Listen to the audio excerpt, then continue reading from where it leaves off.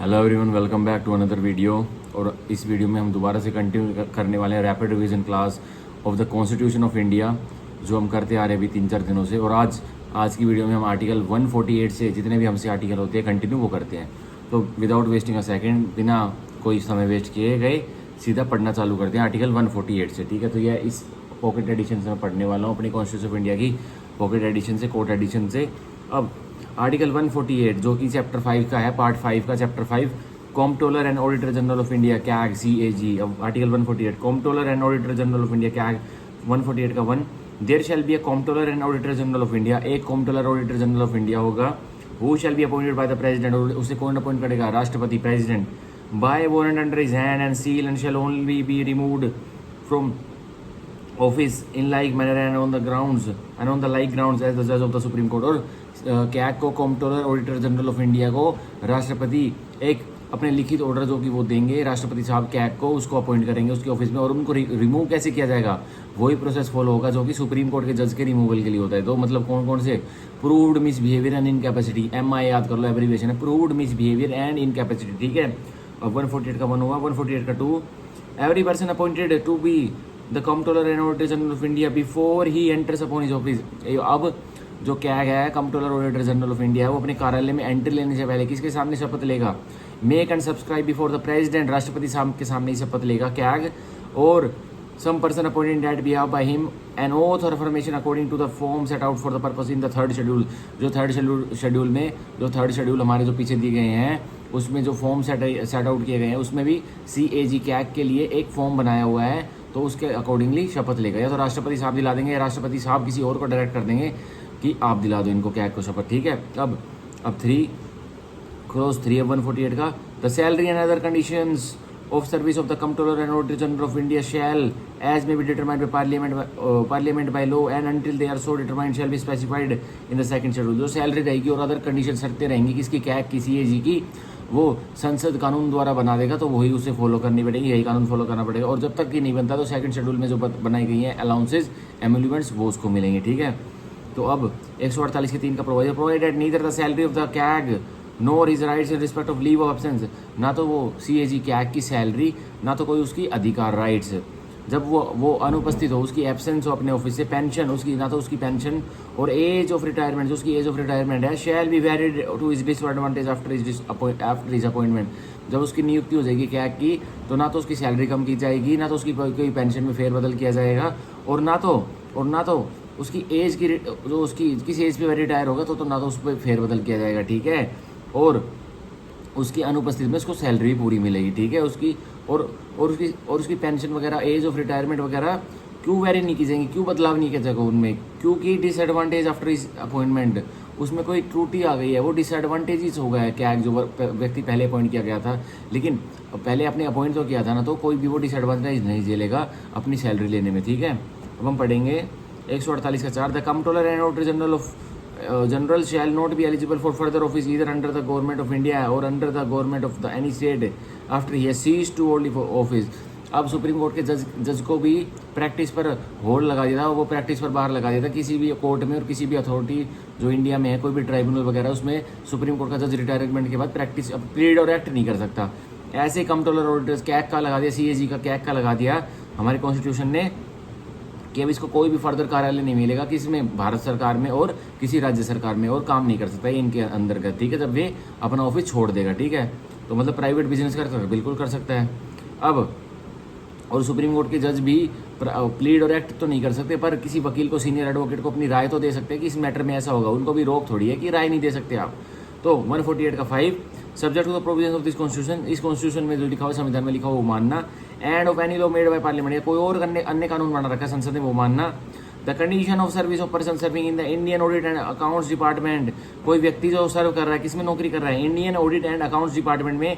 And the administrative powers of the controller and auditor general shall be such as may be prescribe by rules made by president after consultation with the controller and auditor general of India. तो राष्ट्रपति उनके लिए जो व्यक्ति काम कर रहे हैं Indian audit and accounts department में, तो उनके रूल्स एंड रेगुलेशन राष्ट्रपति बनाएंगे।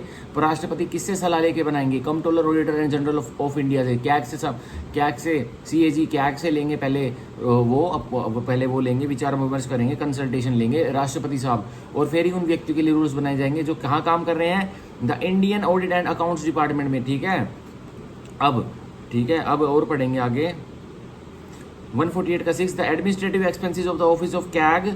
अब जो ऑफिस के खर्चे होंगे किसके? Office of the CAG, CAG, controller auditor and general of India के जो ऑफिस भाई उसको कार्यालय मिलेगा बहुत बड़ा सारा, इंडिया का पूरा बोझ वो पूरा वर्ल्ड का प्रोटेक्टर है, भारत के पैसों का प्रोटेक्टर है कैग, तो उसको ऑफिस में तो बहुत सारा बड़ा मिलेगा। अब वही कह रहा है the administrative expenses of the office of the CAG, जो ऑफिस के खर्चे रहेंगे किसके? कैग के ऑफिस के, including all salaries allowances and pensions payable to or in respect of person serving in that office.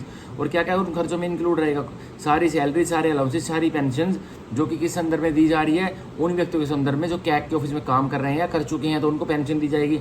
Shall be charge upon the consolidated fund of India, तो किससे charge किए जाएंगे वो सारे खर्चे? कैग के ऑफिस से, कंसोलिडेटेड फंड ऑफ इंडिया में से चार्ज किए जाएंगे। अब कंसोलिडेटेड फंड ऑफ इंडिया कहाँ पे दे रखा था? 266 में दे रखा है। अगर क्रॉस चेक कर लेते हैं, मेरे हिसाब से तो आर्टिकल 266 में दे रखा है कंसोलिडेटेड फंड ऑफ इंडिया।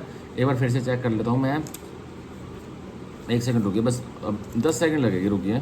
हाँ, तो आर्टिकल 266 में दे रखा है consolidated fund and public account of India and of the states. ठीक है, तो ये याद रखना, ऐसे लिंक कर कोई पढ़ोगे तो बिल्कुल याद रहेगा कि वो कहाँ दे रखा, वो कहाँ दे रखा है। अगर इंडेक्स बेस्ड क्वेश्चन आ गया तो तुरंत कर दोगे। ठीक है, अब हम इसमें controller and auditor general of India में आर्टिकल 148 ही पढ़ेंगे, इसमें यही इंपॉर्टेंट था जानने का। अब ये 149 वगैरह कुछ इतने इंपॉर्टेंट नहीं है।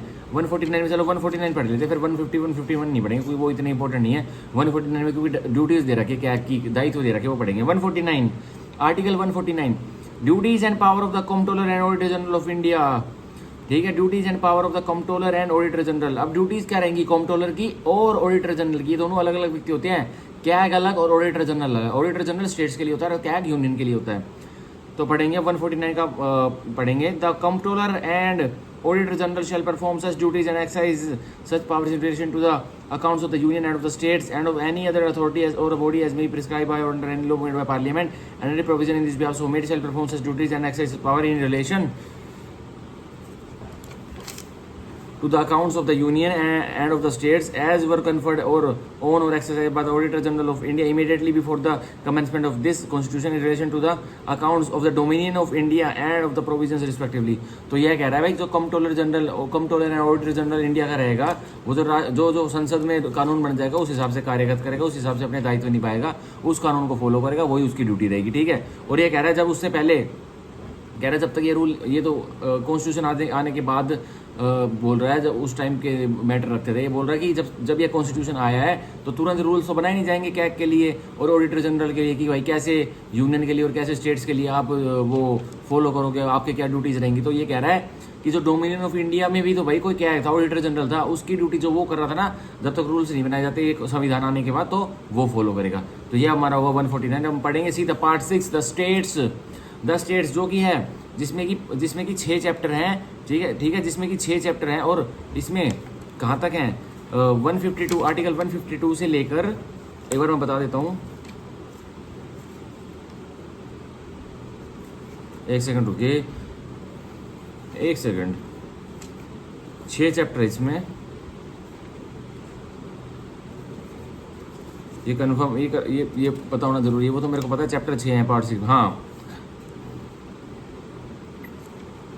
पार्ट 6 खुला हुआ, एक सेकंड रुकिए,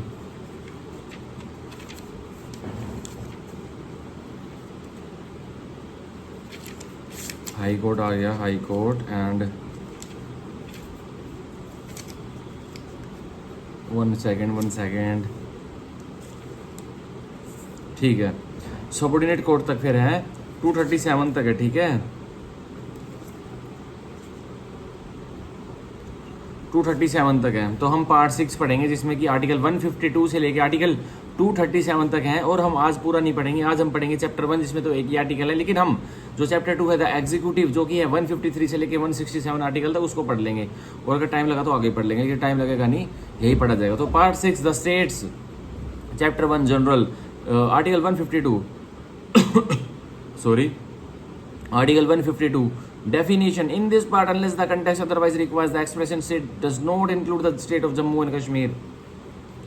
तो साफ साफ बताया हुआ है इस पार्ट में जो स्टेट वर्ड यूज़ किया गया है, इसमें पार्ट 6 में द स्टेट्स वर्ड यूज़ किया गया है, और नीचे वाले आर्टिकल्स में भी अब प्रोविजन में स्टेट्स वर्ड तो आएगा, क्योंकि हम द स्टेट्स का राज्यों का ही प्रोविजन पढ़ने वाले हैं। तो इसमें बोला है कि इस स्टेट में state of Jammu Kashmir include नहीं है, उसको मत माना कि जम्मू एंड कश्मीर इंक्लूडेड है, और सारी इंक्लूडेड होंगी जो राज्य हैं भारत के। 28 राज्य हैं ना भारत में, 28 और 8 यूनियन टेरिटरी, 28 8 ऐसे याद रख लें एब्रीवेशन। तो कह रहा है जो स्टेट, अब इस वर्ड में, इस पार्ट में जो वर्ड स्टेट यूज होगा उस पार्ट में स्टेट ऑफ जम्मू कश्मीर नहीं है। ये जनरल डिक्लेरेशन दे दी 152 ने। अब हम चैप्टर 2 पढ़ेंगे, पार्ट 6 का the executive the governor, article 153 से आर्टिकल 167 तक।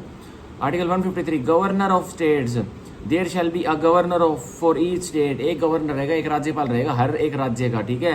153 का proviso, provided that nothing in this article shall prevent the appointment of the same person as governor for 2 और मोर स्टेट्स। कह रहा है 153 में कुछ भी नहीं बचा रहा है कि हो सकता है क्या राज्यपाल एक से ज़्यादा, 2 से ज़्यादा स्टेट्स के भी एक ही व्यक्ति राज्यपाल हो सकता है, ठीक है। हरियाणा और पंजाब का 2 अलग अलग स्टेट्स है ना, तो इनका एक राज्यपाल हो सकता है। हरियाणा, पंजाब और हिमाचल प्रदेश 3 अलग अलग राज्य हो गए ना, इनका भी एक राज्यपाल हो सकता है, ये बता रहा है। तो 153 हमारा कंप्लीट हुआ। अब 154 executive power of state 1, the executive power of the state shall be vested in the governor. तो एग्जीक्यूटिव पावर स्टेट की, राज्य की किस में वेस्ट रहेगी, राज्यपाल में रहेगी। And shall be exercise by him, और उसके द्वारा एक्सरसाइज की जाएगी इधर डायरेक्टली, या तो सीधे तौर पर राज्यपाल ही एक्सरसाइज करेगा, और through officer subordinate to him, या अपने नीचे ऑफिसर्स को लगा लेगा इस विषय में, और वो एक्सरसाइज करेंगे in accordance with this constitution. और क्या फॉलो करेगा राज्यपाल, क्या फॉलो करेगा एक्सरसाइज करते वक्त पावर, यह संविधान के प्रोविजंस को फॉलो करेगा। 154 का 2, nothing in this article shall, इस आर्टिकल में कुछ भी नहीं रोकेगा क्या, a be deem to transfer to the governor any functions conferred by any existing law on any other authority.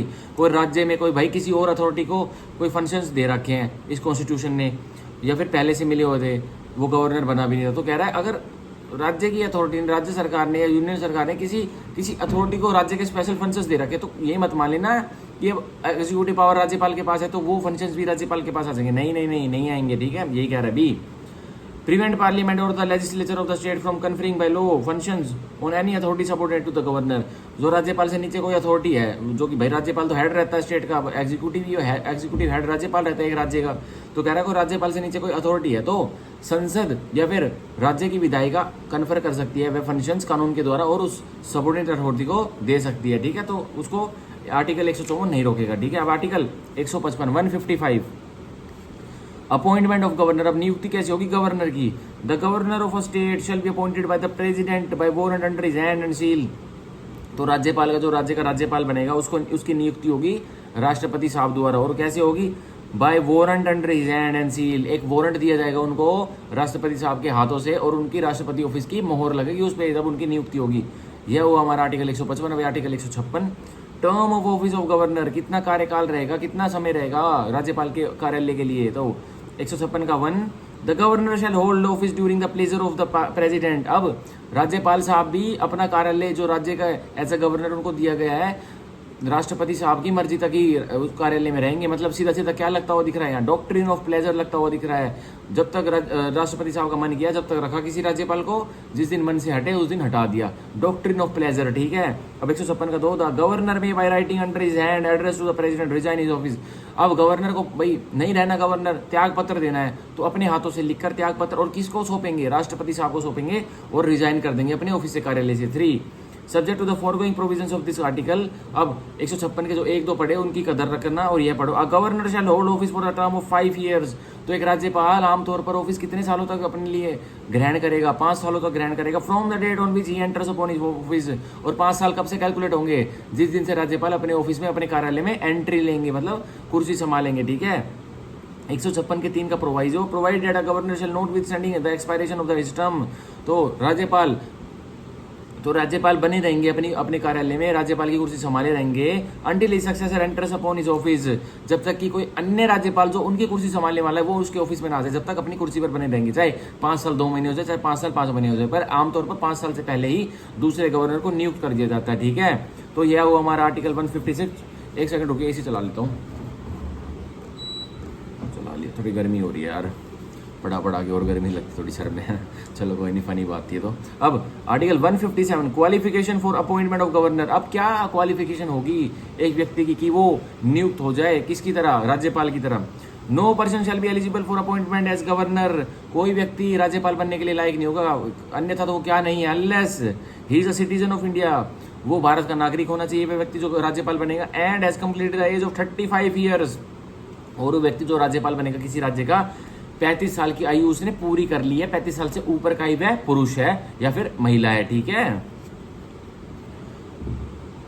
Article 158 condition of governors office. अब शर्तें क्या रहेंगी गवर्नर के ऑफिस की, राज्यपाल के ऑफिस की, कार्यालय की। 158 का 1, the governor shall not be a member of either house of parliament. जो राज्यपाल होंगे वो संसद के कोई से भी हाउस के मेंबर नहीं रहेंगे, सदस्य नहीं रहेंगे। संसद के कौन से हाउस है, राज्यसभा, लोकसभा, ठीक है, council of states and house of people, ठीक है, उनके नहीं रहेंगे मेंबर। और of a house of legislature of any state specified in the first schedule.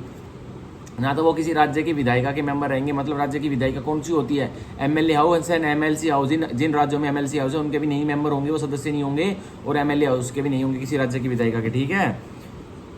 And if a member of either house of parliament or of a house of legislature of any state be appointed governor. अगर अगर अगर मान के चलिए कोई member है जो सदस्य है किसका, हाउस ऑफ पार्लियामेंट का, या किसी राज्य की विधायिका के हाउस का, एमएलए हाउस का, एमएलसी हाउस का, या फिर लोकसभा का, राज्यसभा का, उसको राज्यपाल बना दिया जाता है। तो appointed governor he shall be deemed to have vacated his seat in that house. तो माना जाएगा उस व्यक्ति ने अपनी उस संसद में, मतलब संसद में या राज्य की विधायिका में अपनी सीट छोड़ दी है, वैकेट माना जाएगा अगर तो उसको राज्यपाल बनाया गया है तो, ठीक है। On the date on which he enters upon his office as governor. और किस दिन से माना जाएगा कि उसने अपनी सीट हाउसेज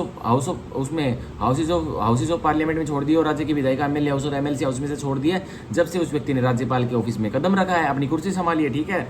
अब 158 का 3, the governor shall not hold any other office of profit. अब गवर्नर राज्यपाल जी जो रहेंगे कोई और भारत सरकार में, राज्य की सरकार में कोई और सरकारी कार्यालय होल्ड नहीं करेंगे। जैसे हमारे उपराष्ट्रपति साहब, जो हमारे वाइस प्रेसिडेंट हैं, हमारे उपराष्ट्रपति साहब है, वो एक्स ऑफिशियो चेयरमैन रहते हैं ना किसके, राज्यसभा के, मतलब चेयरमैन भी और वहाँ उपराष्ट्रपति भी, ठीक है। तो ऐसा इनको फायदा नहीं मिलेगा, राज्यपाल तो राज्य के ही रहेंगे, बस जो राज्य के एग्जीक्यूटिव हेड रहेंगे। अब 158 का 3, the governor shall be entitle without pay of rent. अब राज्यपाल साहब को बिल्कुल हकदार रहेंगे किस चीज़ के, बिना कोई किराया हुआ दिए हुए, to the use of his official residencies. तो राज्य में जो उनका ऑफिशियल एक कोठी बनाई हुई है जो इतनी शानदार होती है राज्यपाल की कोठी, वो उनको मिलेगी और कोई रेंट नहीं भरेंगे वो। And shall also be entitled to such emoluments, allowances and privileges as may be determined by parliament by law.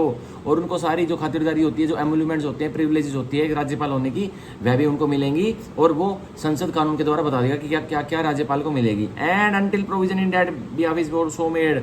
अरे पुरानी बात है, अब तो बन गए हैं राज्यपाल के बिहाफ में, संसद ने कानून बना दिया इस बिहाफ में। तो कह रहा जब तक के लिए प्रोविजन नहीं बनता तो मान लो such emoluments, allowances and privileges as are specified in the second schedule. जो सेकंड शेड्यूल में दिए हुए हैं तब तक संसद कानून नहीं बना तब तक वह मान लो, ठीक है। तो अब आर्टिकल 158 का clause 3 capital A, where the same person is appointed as governor. जहाँ एक सेम व्यक्ति को, एक सेम पुरुष को, एक सेम महिला को नियुक्त कर दिया था गवर्नर ऑफ 2 और मोर स्टेट्स, 2 या 2 से अधिक राज्यों का राज्यपाल बना दिया जाता है एक ही व्यक्ति को। The emoluments and allowances payable to the governor shall be allocated among the states in such proportion as the president may by order determine.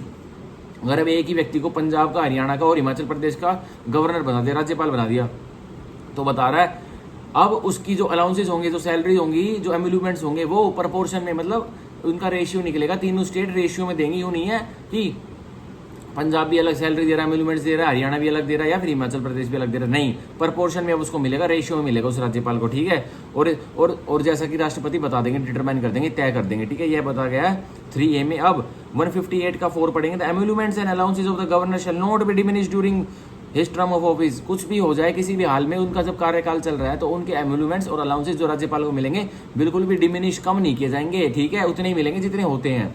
अब हम आर्टिकल 159 पढ़ेंगे जो कि बहुत इंपॉर्टेंट है, oath or affirmation bye the governor. अब शपथ किसके आगे लेंगे, राज्यपाल साहब।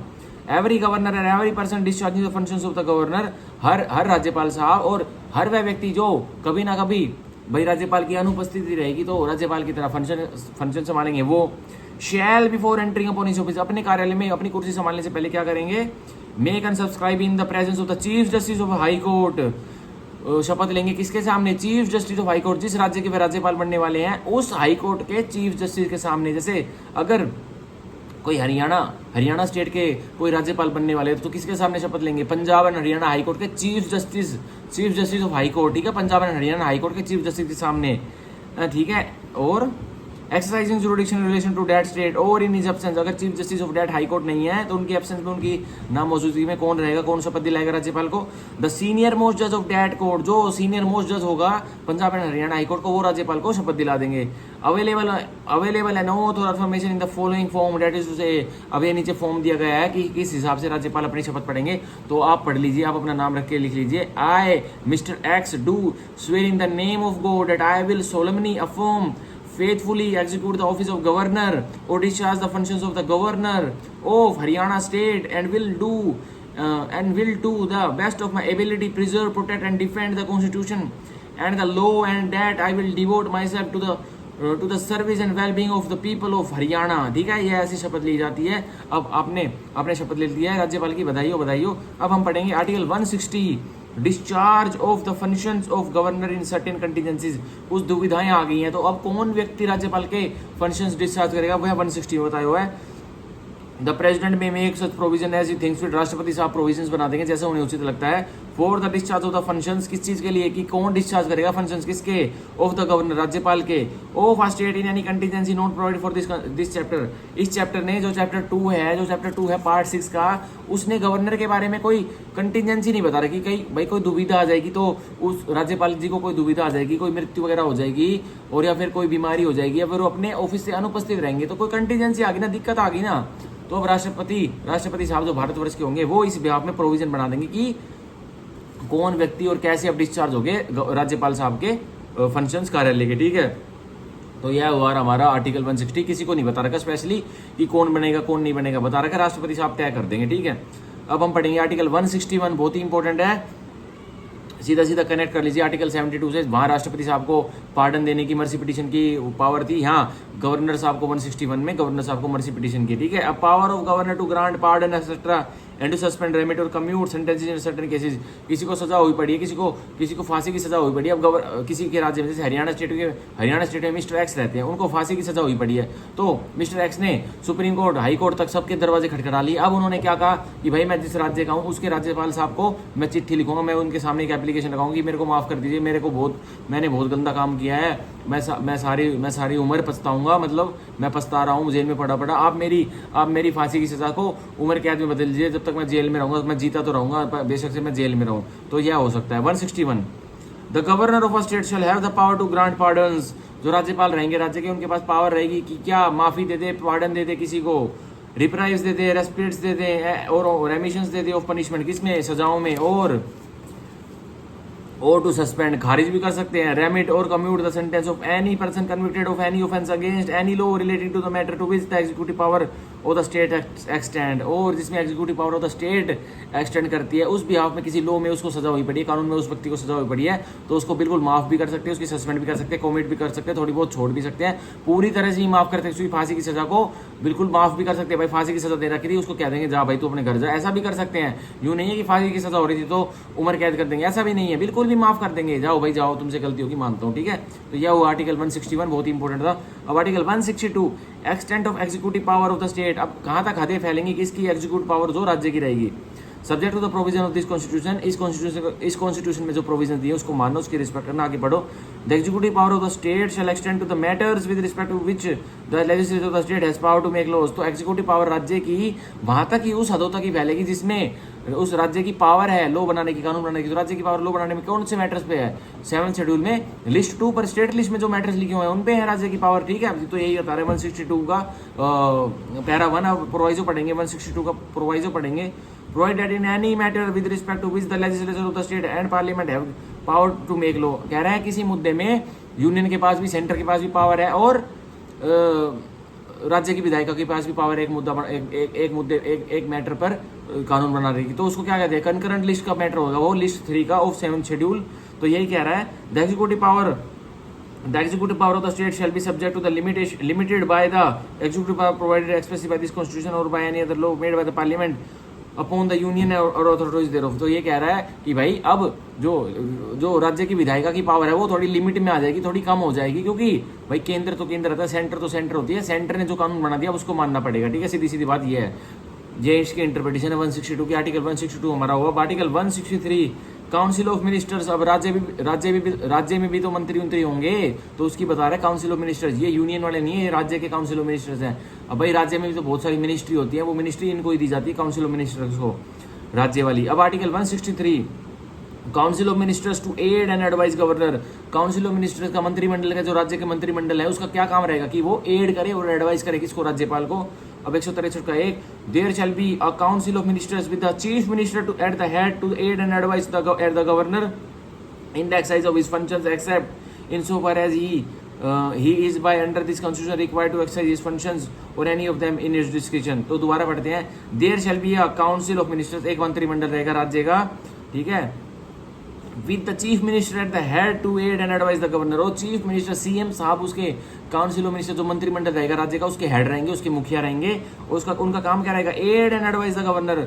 गवर्नर साहब की राज्यपाल साहब को बताएं, एड करें और एडवाइस करें, उनको विचार विमर्श करवाएं, मतलब बताएं कि हमें इस चीज की जरूरत है, हमें इस चीज की, हमें यह करना चाहिए, यह करना चाहिए, राज्यपाल साहब को बताएं, क्योंकि एग्जीक्यूटिव हेड कौन है, राज्यपाल ही है। ठीक है, इन the exercise of his functions, और किसके फंक्शंस में एक्सरसाइज करने के लिए एडवाइस करें, राज्यपाल साहब की। एक्सेप्ट, एक्सेप्शन क्या है तब नहीं बताएंगे। In so far as he is by or under this constitution, जब तक राज्यपाल खुद से या इस संविधान के तहत बंधे हुए हैं, required to exercise his functions or any of them in his description, अपने डिस्क्रिप्शन में राज्यपाल साहब कुछ काम करना चाहते हैं तो वह कर सकते हैं। अब जैसे हमने आर्टिकल 161 पढ़ा, अब माफी किसी को देनी है तो राज्यपाल साहब उनकी डिस्क्रिप्शन है ना कि वो देंगे या नहीं देंगे। क्या मंत्रिमंडल उन्हें बताएगा कि माफी देनी है इस बंदे को, नहीं देनी? नहीं। अब कॉन्स्टिट्यूशन ने उनको पावर दे रखी है तो वह भी डिसाइड कर सकते हैं। ठीक है, लेकिन और कोई राज्य से संबंधित कोई मैटर है, कोई एड एंड एडवाइस लेनी है राज्यपाल साहब को, तो मंत्रिमंडल राज्य का बता देगा, तो जो सीएम उसका हेड रहेगा। ठीक है, अब 163 का 2, if any question arises whether any matter is or no is not a matter as respect which the governor is by or under this constitution required to act in his description. कोई ऐसा प्रश्न उठ जाता है कि यह ऐसा मुद्दा है कि इस पे तो राज्यपाल साहब को अपने डिस्क्रिप्शन से एक्ट नहीं करना था, इन्होंने अपनी मर्जी चला ली, नहीं, पर इनको तो मंत्रिमंडल की मर्जी मान ली थी। तो यही कह रहा था, decision of the governor in his description shall be final. तो कोई इफर्ट नहीं होगी अगर राज्यपाल साहब ने डिस्क्रिप्शन चला दी और उनको और कोई प्रश्न उठ जाता है कि मानना था या नहीं मानना था, वह उनकी डिस्क्रिप्शन थी, वह नहीं थी, तो कह रहा है राज्यपाल साहब का जो डिस्क्रिप्शन है, जो उनकी इफ बट है, जो उन्होंने कर दिया, वो फाइनल रहेगा, वो अंतिम रहेगा, उस पर कोई क्वेश्चन नहीं उठाएगा। नहीं तो वो अगर डायरेक्टली क्वेश्चन उठा रहे हैं उनके कामों पर कि आपने ये काम कर दिया और ये तो आप कर ही नहीं सकते थे, आपकी डिस्क्रिप्शन नहीं थी राज्यपाल साहब, तो सीधा सीधा वो किस पर उंगली उठा रहा है, वो सीधा सीधा कॉन्स्टिट्यूशन पर उंगली उठा रहा है। हमारे कॉन्स्टिट्यूएंट असेंबली के फ्रेमर्स ने ये बना रखा है, भाई हो गया तो हो गया, वह राज्यपाल को पावर दे रहा है कि कुर्सी की, भाई वो कर सकते हैं, एग्जीक्यूटिव हेड है वो राज्य के। ठीक है, कोई क्वेश्चन नहीं उठाएगा उनकी उस पर। And the validity of any thing done by the governor shall not be called in question. और उन्होंने अपने डिस्क्रिप्शन में कुछ कर दिया जो कि उनको नहीं करना था और उनका वो डिसीजन फाइनल भी हो गया, उनके डिस्क्रिप्शन थे, कोई एक्ट उन्होंने जो किया, अब उस पर भी कोई क्वेश्चन नहीं उठाएगा, भाई कर दिया तो कर दिया, हो गया तो हो गया, क्यों, रिस्पेक्ट है कुर्सी की। ठीक है, शैल not be called in question on the ground that he ought not to have acted in this decision। और क्या प्रश्न का क्या ग्राउंड होगा, क्या आधार उठेगा कि राज्यपाल साहब को करना चाहिए था वो जो हमने बताया था, मंत्रिमंडल ने बताया था, या राज्यपाल को वह नहीं करना चाहिए था जो उन्होंने अपने डिस्क्रिप्शन से कर दिया, तो यह ठीक है। अब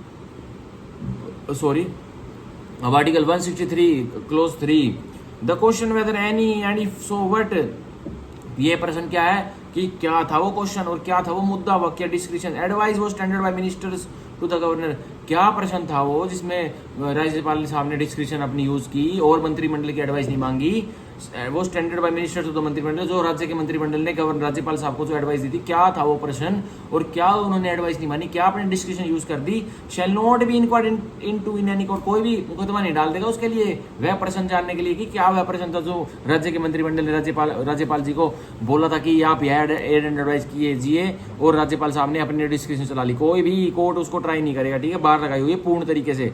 अब आर्टिकल 164, ठीक है, इंपॉर्टेंट आर्टिकल है, ये पढ़ेंगे और भी पढ़ लेंगे, आज तो हमने आधे घंटे में बहुत सारे आर्टिकल कर दिए हैं। ठीक है, अब देखिए 164 other provisions as to ministers, और अन्य प्रोविजन किससे लेकर, मंत्रिमंडल के मिनिस्टर से लेके। अब 164 का 1, the chief minister shall be appointed by the governor. अब राज्य के सीएम साहब को कौन अपॉइंट करेंगे, राज्यपाल करेंगे अपॉइंट, नियुक्त करेंगे।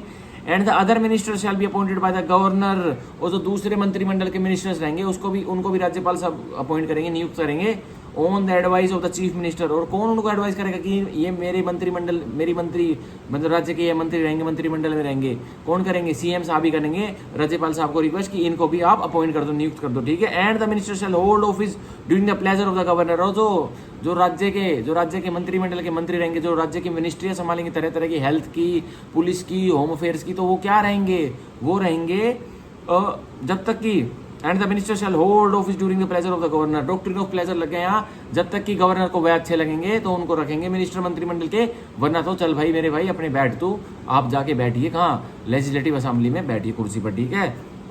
अब 164 का 1 का proviso, provided in the states of Chhattisgarh, Jharkhand, Madhya Pradesh and Odisha, बताया गया है इन राज्यों में, छत्तीसगढ़ में, झारखंड में, मध्य प्रदेश में और ओडिशा में, there shall be minister in charge of tribal welfare, एक मिनिस्टर होगा, इनमें एक मंत्री होगा, किसका, वो इंचार्ज होगा ट्राइबल वेलफेयर का, आदिवासियों के वेलफेयर के लिए, who may in addition be in charge of the welfare of the schedule castes, और उसको उस ट्राइबल इंचार्ज, जो आदिवासी को ट्राइबल इंचार्ज के लिए मंत्री रहेगा, उसको साथ के साथ और कौन सा भार दे सकते हैं, ऑफिस दे सकते हैं, चार्ज ऑफ वेलफेयर की, वो वेलफेयर करेगा किसकी, शेड्यूल कास्टिस की और बैकवर्ड क्लासेस हो और एनी अदर वर्ग, या शेड्यूल कास्टिस की भी वो हेल्प कर सकता है, मतलब उनको वेलफेयर कर सकता है, बैकवर्ड क्लासेस को भी वो कर सकता है, सपोर्ट कर सकता है मंत्री, और उसका यही काम रहेगा, ठीक है। स्पेशली दिया हुआ है 164 के 1 के प्रोवाइजो में। अब 164 का क्लोज 1A जो कि ऐड हुआ था 91st अमेंडमेंट से, ठीक है, पढ़ेंगे 1A, the total number of ministers, अब पूरे जो मंत्रिमंडल राज्य में जो मिनिस्टर्स रहेंगे, including the chief minister in the council of minister, और उसमें सीएम साहब इंक्लूडेड रहेंगे, और जितने भी मंत्रिमंडल के मिनिस्टर रहेंगे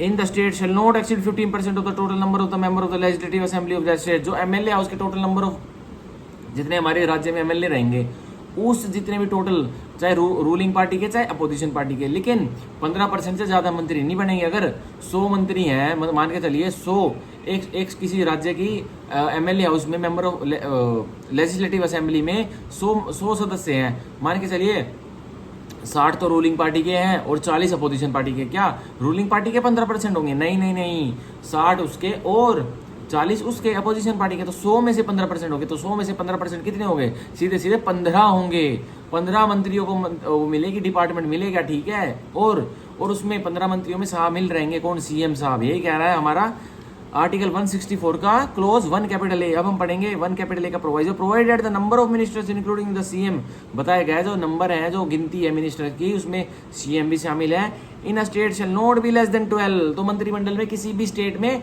12 से कम तो होंगे नहीं, 12 बिल्कुल मिनिमम नंबर है, 12 तो होने ही चाहिए मंत्रिमंडल में एक राज्य के, ठीक है, 12 तो होने चाहिए। अब हम आगे पढ़ेंगे प्रोवाइजो 2 1A का, 1 कैपिटल ए का, आर्टिकल 164 का, provide further that where the total number of ministers including the CM in the council of ministers in any state at the commencement of the constitution exceeds the said 15% of the number specified in the first proviso as the case may be, then the total number of ministers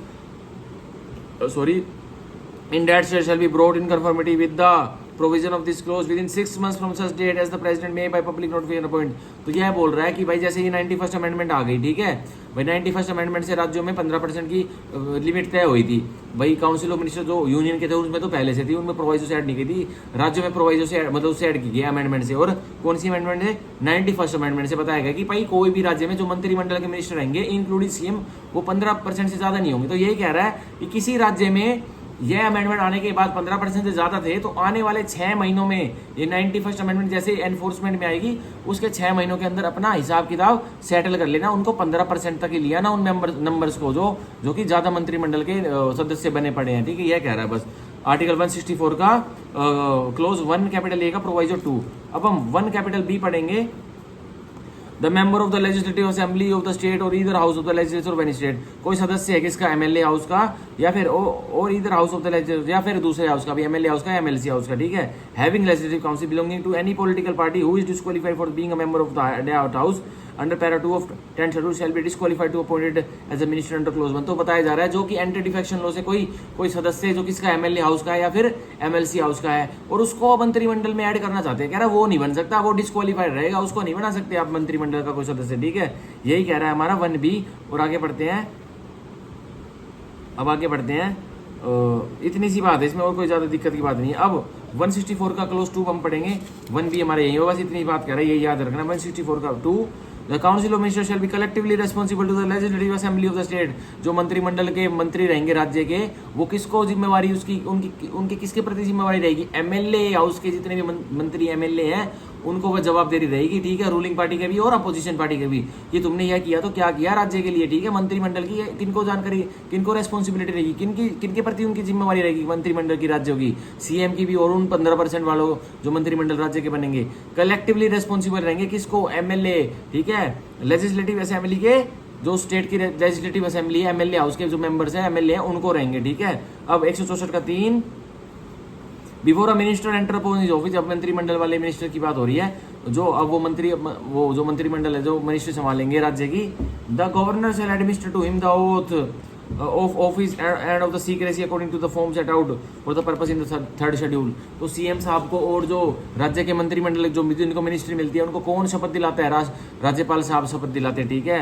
अब 164 का 4, a minister who for any period 6 consecutive months is not a member of legislative of the state, legislature of the state shall at the expiration of that period cease to be minister. तो ये कह रहा है कोई मंत्रिमंडल का कोई minister है, वो 6 महीने तक अब्सेंट है, वो 6 महीने तक अब्सेंट नहीं है, वो 6 महीने तक क्या 6 महीने का उसको टाइम पीरियड हो जाता है, और वो राज्य की एमएलए हाउस या एमएलसी हाउस का सदस्य नहीं, एमएलए अब हट चुका है और एमएलसी भी हट चुका है, उसकी सदस्यता चली जा चुकी है। तो कह रहा है अब उसको मंत्रिमंडल में बने रहने का कोई हक नहीं है, उसको भी निकाल दिया जाएगा, ठीक है, ये कह रहा है। अब 164 का 5, the salaries and allowances of minister shall be such as the legislature of the state may from time to time by law determine. तो जो मंत्रिमंडल के राज्यों को और सीएम को जो सैलरी वगैरह तनख्वाह वगैरह मिलेगी, एम्यूलेंट्स मिलेंगे, अलाउंसेस मिलेंगे, तो कह रहा है राज्य की विधायिका उसको कानून के द्वारा बता देंगे कितना उनको खर्चा पानी मिलेगा, मतलब सैलरी वगैरह मिलेगी।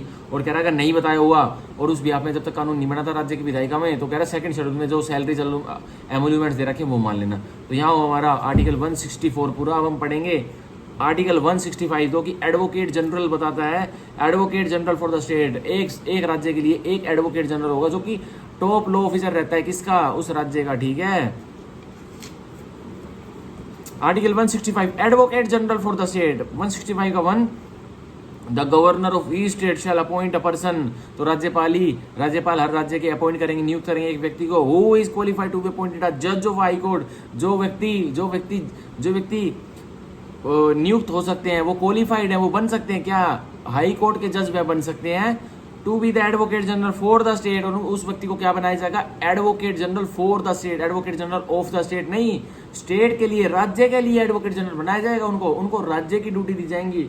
एडवोकेट जनरल बहुत ही अच्छी पोस्ट होती है, और लकीली मेरे एक जानकारी भी है, एडवोकेट जनरल वो पहले थे, अब नहीं है, वो advocate general for the Punjab थे वो, और वो बहुत ही मतलब डाउन टू अर्थ व्यक्ति हैं, मेरे अच्छे जानकार है, ठीक है।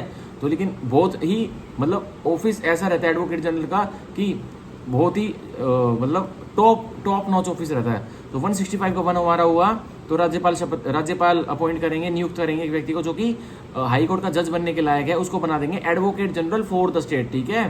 अब 165 का 2, it shall be the duty of the advocate general to give advice to the governor. क्या ड्यूटी रहेगी, क्या दायित्व रहेंगे एजी साहब के, कि वो एडवाइस देंगे राज्यपाल साहब को ऑफ द स्टेट, जो कि राज्य के राज्यपाल साहब उनको एडवाइस देंगे। कौन? एजी साहब। अपॉन सच लीगल मैटर्स, और कौन से मुद्दों पर? लीगल मुद्दों पर, कानूनी मुद्दों पर। And to perform such other duties of legal character, और जो उनको राज्यपाल साहब बता देंगे कि कोई आपको कानूनी चरित्र का मतलब कानूनी कोई कैरेक्टर परफॉर्म कर रहा है तो वह भी करेंगे। As may from time to time be refer to assign him to by the governor and to discharge the functions conferred on him by under the this constitution and other law for time in force.